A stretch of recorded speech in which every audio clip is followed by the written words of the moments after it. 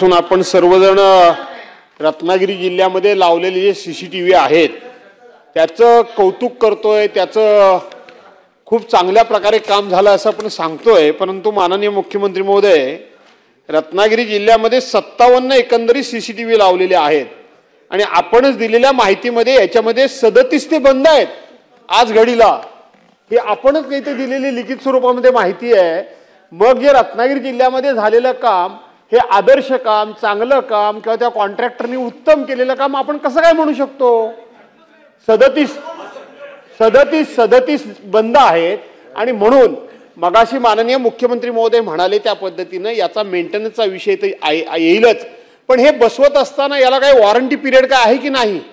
तो warranty period पर्यंत हे बंद पडता कामा नयेत किंवा बंद पडले तर आपण त्यांच्याकडून विनामूल्य ते मेंटेन करून चालू करून घेणार का?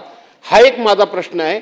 आणि दुसरं, आपण सध्या डीपीसी म्हणतो पण इथं आपण डीपीडीसी म्हटलंय। खरा शब्द काय? डीपीसी की डीपीडीसी काय आता राहिलाय काय शब्द खरा?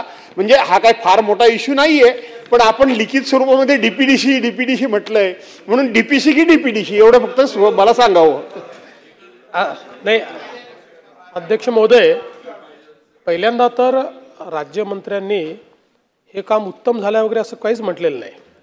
त्यांनी एवढीच माहिती दिली आणि ती रायगडबद्दल दिली की जे खासगी लोकांनी लावले म्हणजे जे CSR म्हणून लागले ते चांगले चालले आहेत आणि जे आपण लावले ते चांगले चालू नाही आहेत, हे त्यांनी माहिती दिली।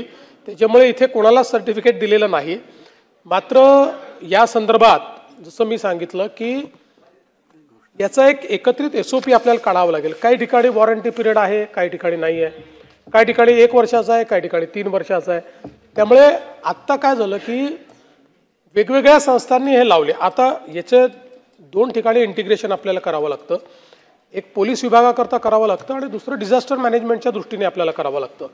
त्यामुळे या दोन्ही आपल्या ज्या काही निकड आहेत त्या लक्षात ठेवून याच्या SOP आपण तयार करू।